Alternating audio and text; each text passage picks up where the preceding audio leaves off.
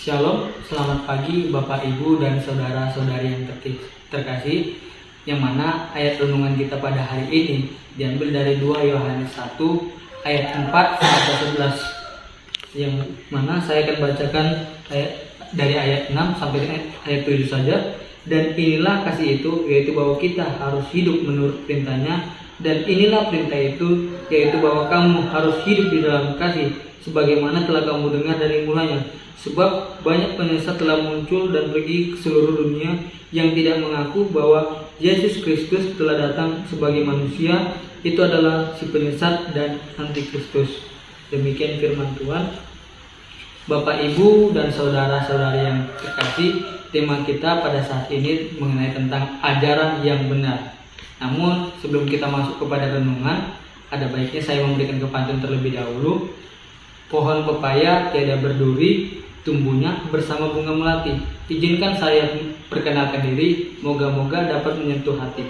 Perkenalkan, nama saya Arnold Sanjaya Aritonang. Nah, sekarang kita akan masuk ke dalam sebuah ilustrasi tentang seorang pendaki dan dengan menggunakan petanya. Jadi Bapak, Ibu, dan saudara-saudari yang terkasih diharapkan untuk fokus, yang mana dalam ilustrasi ini menggambarkan seorang pendaki yang sedang mendaki sebuah bukit yang tinggi, dan ia berusaha untuk mencari petunjuk agar dapat sampai ke tempat yang ia tuju dan dengan menggunakan peta maupun kompas. Namun kalau kita hubungkan pada kehidupan kita sehari-hari, ini sama dengan kehidupan umat Kristen yang sedang mencari jalan yang benar. Ia selalu berlandaskan dengan Alkitab, sehingga menurut sang pendaki maupun pencari jalan yang benar, dengan menggunakan peta maupun kitab suci itu yang telah dipegang erat mereka, itu sebagai lambang ajaran yang benar agar dapat menjadi pemandu maupun pedoman dalam perjalanan kehidupan mereka. Dan dengan peta maupun kitab suci ini, pendaki dapat menemukan jalan yang benar serta memahami ajaran-ajaran mana yang sejati. Serta kita masuk dalam perandaian lain ketika seorang pendaki yang sedang ingin mendaki ke Gunung Bromo, namun ia membawa peta kerinci. Pastinya ketika mereka melakukan perjalanan itu pastinya tidak akurat serta salah, dan bahkan kemungkinan ia akan tersesat di jalan, dan pada akhirnya ia akan melakukan perjalanan yang sia-sia serta membuang waktu yang sangat banyak dan kebingungan dalam mencari arah yang benar. Sehingga di dalam kehidupan kita harus dapat meneliti untuk mencari mana yang peta atau petunjuk yang benar-benar merupakan jalan kebenaran. Sehingga dengan ilustrasi ini dapat mencerminkan usaha seseorang dalam mencari pengetahuan dan pemahaman yang benar, serta menggambarkan pentingnya memiliki pedoman yang baik dalam mengarungi kehidupan. Baik Bapak, Ibu, dan saudara-saudari yang terkasih, yang mana seperti ayat renungan pada hari ini, yaitu diambil dari 2 Yohanes. Ini pada saat ini ditulis oleh penatua atau seseorang yang memegang jabatan khusus dalam gereja, yang mana seperti pada ayat bacaan kita hari ini, surat ini ditujukan kepada ibu yang terpilih dan anak-anaknya yang dikasih. Sehingga pada ayat yang 1, kata ibu dan anak itu sebenarnya bukan menunjuk kepada figur seorang ibu maupun anak, melainkan kata ibu dan anak ini menunjukkan kepada ibu, menunjuk kepada jemaat, sedangkan anak menunjukkan kepada anggota jemaat lainnya. Dan alasan kenapa penulis menggunakan kata ibu maupun anak ini adalah karena sebagai simbol persekutuan, simbol keakraban, dan simbol keterikatan yang mereka miliki sangat kuat dan tidak dapat dipisahkan, bagaikan ikatan seorang ibu maupun anak yang walaupun sedang diperhadapkan dengan tantangan dan penderitaan umat-umat Tuhan. Sehingga dalam konteks pada saat itu mereka sedang menghadapi tantangan iman dengan munculnya para penyesat, yang mana kata penyesat bila dilihat dalam bahasa Yunani itu memiliki arti mengerjakan perbuatan yang membawa kepada penyesatan.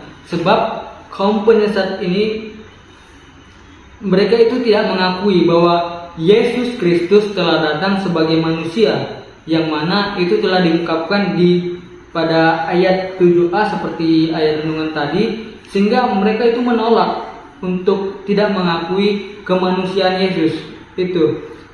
Dan orang-orang tersebutlah yang kita sebut sebagai penyesat, dan bisa kita lihat dalam kehidupan saat ini kita sebut juga antikristus. Begitu juga yang tertulis pada ayat 7b. Antikristus ini dilihat dalam bahasa Yunani terdiri dari dua suku kata, anti melawan atau menantang, sedangkan kata Kristus yaitu menuju pada Kristus. Sehingga dengan demikian antikristus adalah sekumpulan orang yang berlawanan untuk membuat oposisi untuk menentang Kristus. Bahkan mereka menyatakan bahwa tidak ada Kristus, sehingga para penyesat dan antikristus ini mengganggu keutuhan persekutuan jemaat yang ada pada saat itu, dan mereka akhirnya terpengaruh dan terjadinya lah perpecahan-perpecahan yang ada dalam jemaat.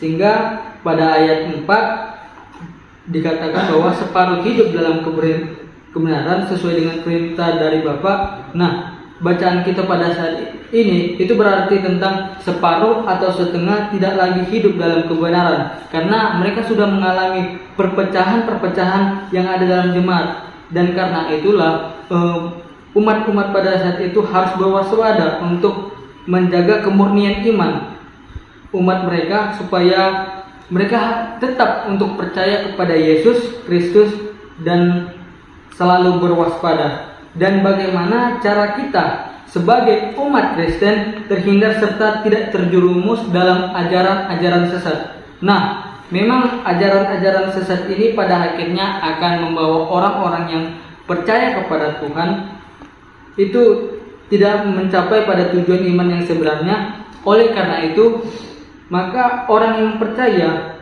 perlu lagi untuk memperdalam iman di dalam Yesus Kristus dengan berbagai kegiatan-kegiatan, yaitu pendalaman Alkitab yang diadakan di dalam gereja-gereja lokal, yang dimana ketika kita melakukan pendalaman Alkitab, kita dapat menerima sebuah pemahaman yang mendalam tentang kebenaran firman Tuhan kepada kita. Pastinya itu dapat memperkuat iman kita sebagai seorang Kristen, sehingga Bapak, Ibu, dan saudara-saudari sekalian dapat tetap percaya kepada Yesus Kristus sebagai Tuhan, dan tidak lupa untuk selalu berdoa agar memperkuat hubungan-hubungan antara saudara-saudari sekalian dengan Tuhan. Dan terakhir, selalu berjaga-jagalah dan jangan mudah percaya pada ajaran-ajaran yang tidak sesuai dengan Alkitab atau ajaran Kristen yang benar. Sehingga dengan demikian maka orang percaya itu tidak akan mudah lagi digoncangkan apabila sudah membekali iman-iman seperti yang melakukan pendalaman Alkitab, yaitu dengan berbagai pengajaran-pengajaran. Sehingga dengan berbagai pengajaran-pengajaran yang tidak benar dan tidak sesuai itu dapat kita tolak dan kita kembali kepada kebenaran firman Tuhan. Dan relevansi pada pasal ini dengan kehidupan kita, karena kita tidak bisa pungkiri, pastinya kita selalu melihat banyaknya ajaran-ajaran palsu, ajaran-ajaran penyesat di sekitar kita. Sehingga dalam pasal ini kita dapat diberikan sebuah peringatan untuk menolak ajaran-ajaran sesat tersebut. Terlebih-lebih bahkan untuk menyambut mereka itu merupakan hal yang tidak benar serta salah di mata Tuhan. Sehingga Bapak, Ibu, dan saudara-saudari Kristen tetaplah untuk dihimbau untuk tetap berpegang pada ajaran Kristus yang benar, dan pastinya selalu setia kepada ajaran Kristus, karena itu merupakan hal yang penting. Karena kita sebagai anak-anak Allah diharapkan tidak melakukan perbuatan dosa maupun mendukung ajaran-ajaran yang bertentangan dengan Kristus.